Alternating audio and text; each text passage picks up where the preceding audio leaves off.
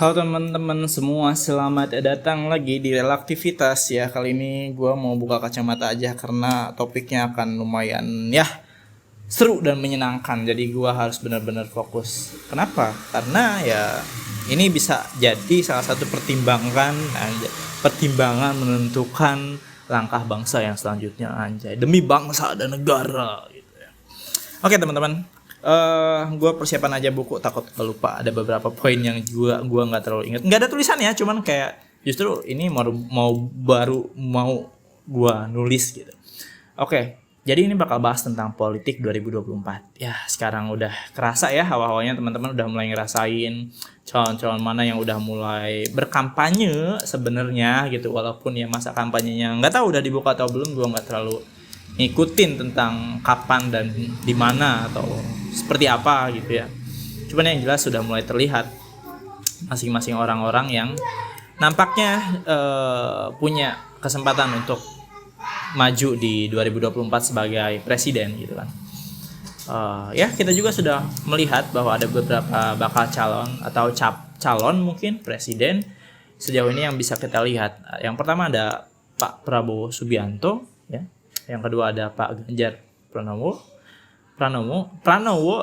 Ardhito Pramono, kok jadi Ardhito? Ganjar Pranowo, ya pokoknya Pak Ganjar. Yang ketiga ada Pak Anies. Sejauh ini ya itu ada tiga itu ya yang paling ya secara konten ataupun secara pandangan itu lewat terus gitu ya. Walaupun ada beberapa pilihan lain seperti Pak Cak Imin ataupun Bu Puan ataupun Pak Mahfud MD ya mungkin itu juga berkemungkinan, tapi sejauh ini tiga besar ini kan ya mungkin yang tiga lainnya tadi itu berkemungkinan untuk menjadi wakilnya atau apalah, kita nggak tahu nih. Nah yang pengen gue bahas adalah ini bakal seru, 2024 tuh bakal seru banget teman-teman. Buat teman-teman yang memang ngikutin ya dari 2019. Ya pasti sih sebenarnya teman-teman harus ngikutin. Gue nggak bisa mengatakan bahwa teman-teman ngikutin, enggak. Bahwa teman-teman harus ngikutin karena kita harus paham dari jauh-jauh kala loh. Track record seseorang kita harus tahu loh. Seperti apa, bagaimana, apalagi ini sosok yang bakal krusial buat negara kita. Akan memimpin kita. Masa kita tidak mengenal siapa yang memimpin kita, kan lucu gitu kan. Dan ya, gue mau buka dari yang pertama bahwa kita saat ini dipimpin oleh Pak Jokowi ya sebagai seorang presiden gitu, yang tentu masa jabatannya akan habis di 2024 karena ini sudah 2 periode. Jadi ya seharusnya secara institusi tidak ada dan tidak bisa untuk melanjutkan ketiga periode ya seharusnya gitu. Cuma ya semoga aja. Tapi ya udah clear sih 2024 terlaksana lagi pemilu. Nah, gue mau jelasin gini. Yang pertama Pak Prabowo ya, yang kedua Pak Ganjar, yang ketiga Pak Anies. Nah, gue nulis 3 nama ini takut lupa. Yang pertama, keseruannya itu ada di letak Pak Prabowo dan Pak Ganjar. Nih gue mau jelasin dulu nih letak keseruannya antara siapa dengan siapa. Letak keseruannya adalah Pak Prabowo dengan Pak Ganjar. Kenapa? Karena dua-duanya sangat dekat dengan Pak Jokowi. Seperti yang kita tahu, Pak Jokowi mengatakan bahwa kita saat ini harus cawe-cawe atau ikut campur dalam ranah festival demokrasi kita karena ini akan menentukan jati diri bangsa, akan menentukan program ataupun tindakan pemerintah yang selanjutnya. Jadi saya sebagai presiden harus ikut campur. Ya nggak bisa dikatakan ikut campur sih, istilahnya ikut nimbrung ya dalam pembahasan siapa capres selanjutnya. Dalam beberapa kesempatan Pak Ganjar terlihat sangat akrab mengikuti beberapa rapat bersama dengan Pak Jokowi, bertemu bersama dengan Pak Jokowi. Tapi di sisi lain, Pak Prabowo juga sama. Pak Prabowo sering banget berada di sebelahnya Pak Jokowi, mendampingi Pak Jokowi dalam beberapa acara, dalam beberapa instrumen yang ya terlihat di depan masyarakat gitu kan. Kayak kemarin tuh pas pertandingan Indonesia sama Argentina deh kalau nggak salah ya, di sebelahnya. Atau kemarin ketika baru Pak Prabowo menyampaikan pidatonya di pertemuan di PBB atau apa sih, pokoknya bahas tentang Ukraina sama Rusia, itu gue lupa. Itu terlihat banget kedekatannya. Ataupun Pak Ganjar yang memang secara intrinsik, dan bukan intrinsik sih, kayaknya semua orang tahu, yang memang secara fakta bahwa berasal dari partai yang sama dengan Pak Jokowi, memiliki koneksi yang sama juga ke Ibu Megawati ya. itu sangat terlihat kedekatannya kawan-kawan. Nah, yang satu lagi, Pak Anies tidak terlalu terlihat begitu dekat dengan Pak Jokowi ya. Nah, itu. Yang seru adalah Pak Prabowo dan Pak Ganjar. Dua-duanya sama-sama kuat loh teman-teman. Pak Prabowo dikenal dengan sikap pejuangnya, ya kan? Sikap dirinya sebagai seorang pejuang, sebagai seorang TNI tentu memiliki karisma dan wibawa yang sangat tinggi. Pak Ganjar dikenal dengan kehambelannya nih, kesantuyannya nih. Bapak yang satu ini sangat santuy gitu loh. Dengan kesantuyannya, dengan kemilenialannya, dengan kedekatannya dengan masyarakat yang khususnya anak-anak muda, dan bahasa yang mudah dicerna dan dipahami oleh anak-anak muda juga gitu. Dan ya, guyon yang diterima oleh masyarakat atau humor yang diterima oleh masyarakat. Sebenarnya Pak Prabowo juga adalah tipikal politikus yang juga suka ngelawak gitu atau ngejokes, tapi kadang sulit diterima karena kita harus memproses dulu data apa ya, oh itu gitu. Jadi kayak kemarin itu tentang kredit card gitu, bahwa Indonesia itu sebagai salah satu negara yang pertama kali mengadakan kredit card gitu, tidak menggunakan kartu, kita malah menggunakan jari gitu, karena kayak ngutang masukin bon gitu ya, intinya kayak gitu deh. Kenapa lah gue bahas itu juga ya, itu intinya Pak Prabowo ataupun Pak Ganjar ini terkenal dengan kelucuannya juga ya dalam beberapa aspek gitu. Seru karena dua-duanya dekat dengan Pak Jokowi. Yang selanjutnya adalah Pak Anies. Nih baru gue bahas Pak Anies nih. Kalau yang tadi Pak Prabowo dikenal dengan ketegasannya, Pak Ganjar dikenal dengan kedekatannya atau kemilenialannya dengan masyarakat khususnya anak muda, Pak Anies dikenal dengan retorikanya nih. Bapak yang satu ini sangat pandai ya mengolah kata-katanya gitu, sangat puitis gitu. Seandainya hidup di zaman penjajahan mungkin sekelas Pak Pramudia Anantatur gitu ya, karena keren banget cok, serius. Beberapa orang ada yang mengatakan Pak Anies cuma bisa ngomong, jangan salah, bisa ngomong itu penting dalam masalah diplomasi, itu diperlukan teman-teman. Jadi ini salah satu yang harus dipertimbangkan juga. Dan Pak Anies ini kan memang kemampuannya dalam meretorika, merangkai kata dan menyampaikan argumen ataupun gagasan itu sangat jelas, walaupun ya kita nggak tahu ya dalam realisasinya, gue nggak ikut campur ya, yang jelas karena itu sifatnya subjektif gitu kan ya. Pokoknya warga Jakarta yang merasakan gitu, gue nggak tahu, gue nggak tinggal juga di Jakarta gitu. Oke. Kenapa seru? Karena Pak Anies memiliki kedekatan dengan Pak Prabs. Anjay, Pak Prabs ya, karena seperti yang kita tahu Pilkada DKI kemarin Pak Anies ada tuh, salah satunya adalah karena Pak Prabs nih. Kenapa? Karena Pak Prabs juga salah satu partai yang mendukung atau berkoalisi dengan pemilihannya Pak Anies, dan kedekatannya wah gila, deket banget. Sering banget waktu, khususnya ya waktu kemarin, waktu Pilkada DKI, waktu masih ada waktu bersaingnya sama Pak Ahok tuh terlihat banget kedekatan Pak Prabs sama Pak Anies gitu. Jadi ya bakal seru kalau misalkan bertemu Pak Prabowo dengan Pak Anies gitu kan. Karena ya intinya mereka punya kisah masa lalu yang sangat menyenangkan dan sangat romantis gitu. Dan dipertemukan sebagai dua lawan atau dua rival yang berkompetisi dalam suatu pesta demokrasi. Yang walaupun sebenarnya nggak bisa dikatakan pesta karena tidak ada yang diuntungkan, karena rakyat akan selalu dirugikan gitu ya. Gak bercanda, semoga enggak ya. Semoga gue salah gitu. Gue mendoakan semoga gue salah. Oke, lanjut teman-teman. Serunya lagi apa? Selanjutnya adalah tentang partai-partai pendukungnya gitu. Gue nggak hafal dengan jelas karena memang masih banyak manuver partai-partai ya. Pak Prabowo jelas dengan Gerindranya karena dia sebagai ketua umum partai.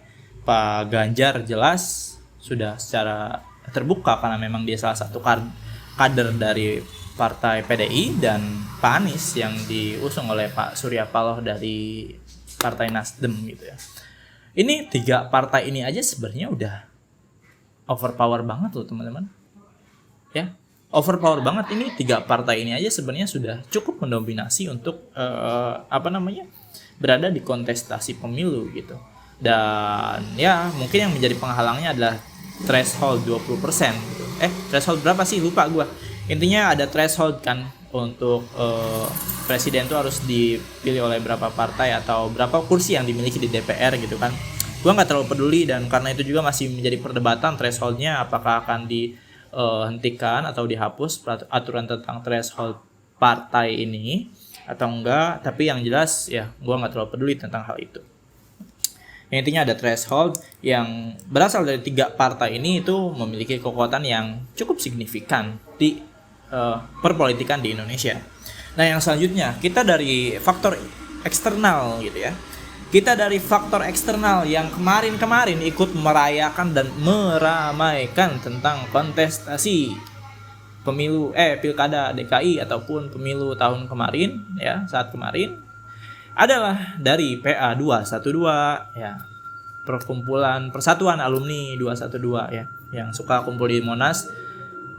Enggak ada konotasi jelek ya, yang suka kumpul di Monas untuk menyampaikan aspirasi dan juga merayakan sebuah kegiatan yang gua nggak tahu tujuannya apa, karena gua bukan bagian dari mereka gitu teman-teman ya. Nggak menjelekan, tapi ya selama itu tujuannya untuk memperbaiki bangsa dan negara, menurut gua sah-sah aja. Tapi kalau enggak ya aneh juga gitu, buat apa ya. Lanjut, kenapa menurut gua ini bakal jadi seru PA 212 ini? Karena dua-duanya terafiliasi dengan Pak Prabowo dan Pak Anies. Ini Pak Ganjar nggak terlalu gua sorot ya dalam hal ini, karena memang ya menurut gua nggak terlalu signifikan banget ada kaitannya PA 212 dengan Pak Ganjar gitu. Jadi Pak Prabs ataupun Pak Anies ya punya keterikatan atau keterkaitan dengan 212. Nah, salah satunya kita kenal, salah satu yang waktu itu ramai terdengar adalah Pak Novel Bamukmin ya, sebagai pemimpin aksi 212 pada saat itu. Gue nggak tahu nih, gue belum baca kira-kira bakal merapat ke yang mana ya. Karena walaupun gerakannya gerakan ormas, organisasi masyarakat saat itu, ya mungkin saat itu ada FPI ataupun Hizbut Tahrir dan lain sebagainya, gue nggak begitu inget. Yang jelas sekarang udah nggak ada. Walaupun bentukannya adalah organisasi masyarakat, tapi kenyataannya adalah langkahnya langkah politis gitu. Jadi ya kita lihat aja nih bakal merapat kemana, ke Pak Prabs atau ke Pak Anies gitu kan. Itu yang pertama, PA 212. Yang ya perlu diperhatikan loh untuk angka atau jumlah pemilihnya, karena lumayan banyak ya. PA 212 katanya ya, yang berkumpul kemarin aja di Monas itu atau di HI ya lupa gue, itu sampai jutaan orang ya, artinya lumayan untuk menambah suara pemilih gitu. Dan ditambah lagi diisi juga oleh orang-orang yang memiliki pengaruh yang cukup signifikan. Seperti contohnya ya, gue nggak tahu bener apa enggak, mungkin perlu diklarifikasi lagi atau diperjelas lagi. Salah satu contohnya adalah kayak Pak Habib Rizik Syihab atau Pak Habib Bahar bin Smith ataupun Pak Zulkifli Hasan. Siapa sih lupa, Babe Haikal maaf, ataupun ya beberapa lainnya gitu ya, yang memiliki suara yang cukup signifikan pada saat itu gitu. Jadi ya perlu dipertimbangkan juga nih suara dari 212. Yo, di antara 3 capres nih, siapa yang duluan bakal menarik suara dari PA 212 gitu kan. Yang selanjutnya adalah tentang sebutan cebong atau kampret yang menurut gua masih melekat di masyarakat. Kenapa? Karena cebong atau kampret, gua lebih fokus ke kampretnya ya. Yang kampret itu dulu dikonotasikan sebagai pendukungnya Pak Prabowo atau pendukungnya Pak Anies gitu. Karena dari waktu Pak Prabowo kan waktu 2019 kemarin tuh deketan banget ya pilkada DKI sama pemilu. Jadi suara ini bisa digunakan 2 kali gitu. Digunakan pada saat pemilihan Pak Anies ya kan di Jakarta saat itu. Ya ini kan ramai, mulai dari situ kan waktu ramai kasus Al-Maidah Pak Ahok. Lalu digunakan kembali pada saat pemilu Pak Prabs dan Pak Jokowi gitu. Nggak tahu, gue nggak begitu ingat. Cuman intinya karena terafiliasinya di antara mereka berdua gitu. Nah ini juga perlu menjadi pertimbangan, dan karena suaranya juga lumayan besar gitu kan. Dan gue nggak tahu persisnya, tapi ini juga terafiliasi juga tentunya dengan PA 212. Cuman PA 212 ini kan lebih tergolong sebagai gerakan Islamis.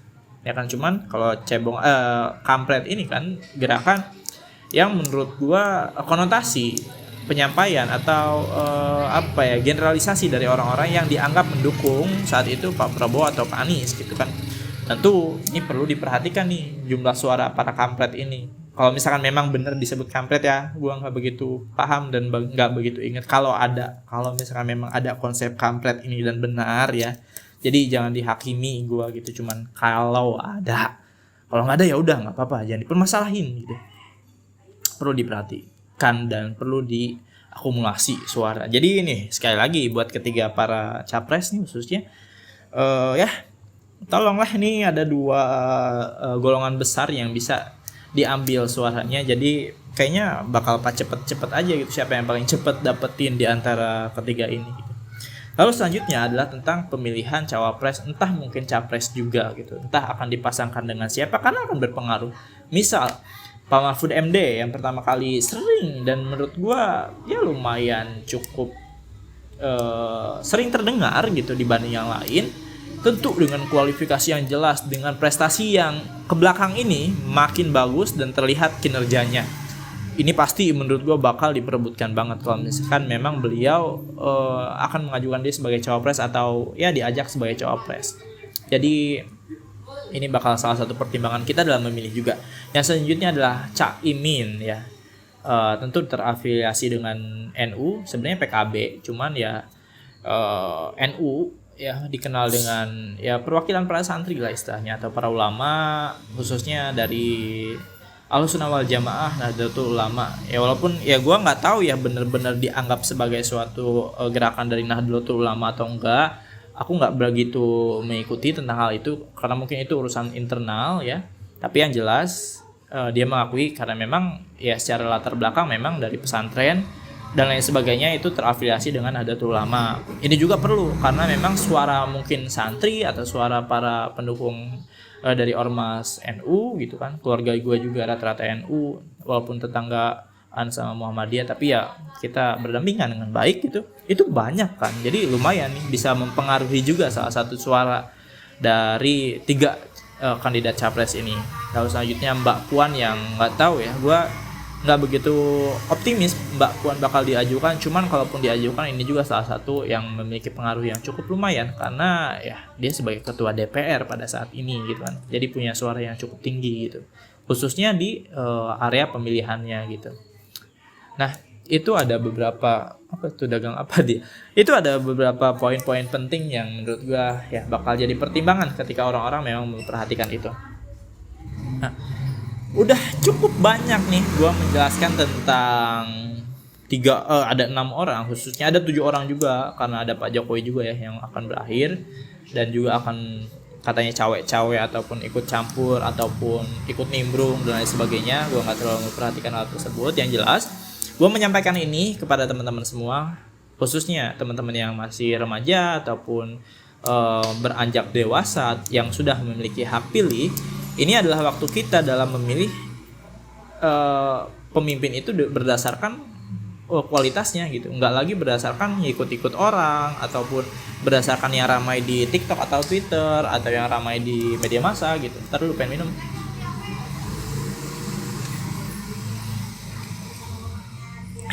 Nah, yang ramai di TikTok dan media massa, tapi kita memang harus tahu track record mereka seperti apa, kelebihannya mereka apa, kelebihannya Prabowo, Pak Prabs apa, Pak Ganjar apa, Pak Anies apa. Misal gue garis besarkan ya, Pak Prabs dikenal dengan ketegasan, wibawa dan juga karismanya, Pak Ganjar dikenal dengan kehambelan, kedekatan dan juga milenialismenya, Pak Anies dikenal dengan retorika akademis dan pendidikannya. Jadi kita punya kelebihan masing-masing tuh, gue nyebutin kelebihannya masing-masing ya. Jadi ya teman-teman harus menjadikan itu sebagai acuan pilihan dalam memilih pemimpin kita. Nggak lagi siapa yang ngasih uang paling banyak, itu konyol. Kalau misalnya ada teman-teman yang kayak gitu, please deh hentikan karena itu akan merusak jati diri bangsa gitu. Woi, ngomongnya bangsa dan negara padahal nggak bisa memberikan kontribusi apa-apa. Tapi nggak apa-apa, yang penting kita berusaha. Jadi yuk kita sama-sama nih teman-teman buat memperjelas posisi kita sebagai remaja, sebagai pemuda gitu, yang bisa membuktikan bahwa kita memilih juga berdasarkan kualitas, tidak hanya berdasarkan apa kata orang, opini publik, ataupun berita-berita viral yang belum tentu benar kebenarannya gitu. Jadi ya kita juga harus punya kualifikasi sebagai seorang pemilih. Oke teman-teman, jadi itu beberapa poin penting yang perlu kita perhatikan untuk menyambut pesta demokrasi di 2024 nanti. Jadi teman-teman jangan lupa milih walaupun mungkin gue bakal golput. Anjay, bercanda, enggak, gue juga milih, cuman nggak tahu milih yang mana nih. Jadi kita lihat ke depan akan seperti apa dengan 3 pilihan ini, yang semoga mungkin akan bertambah lagi atau mungkin berkurang, kita nggak tahu ya, karena belum benar-benar resmi sebagai capres. Jadi kita lihat dan kita saksikan, semoga kita mendapatkan pemimpin yang baik yang bisa memimpin kita ke arah yang jauh lebih baik juga, ke arah yang bisa membawa kita menjadi negara yang berpengaruh dan menjadi negara yang memiliki kekuatan baik dalam sektor ekonomi, keamanan, sosial, dan yang paling penting juga pendidikan. Oke? Jadi teman-teman, ya cukup sekian untuk konten kali ini, dan ya sampai jumpa di real aktivitas yang akan datang. Bye bye.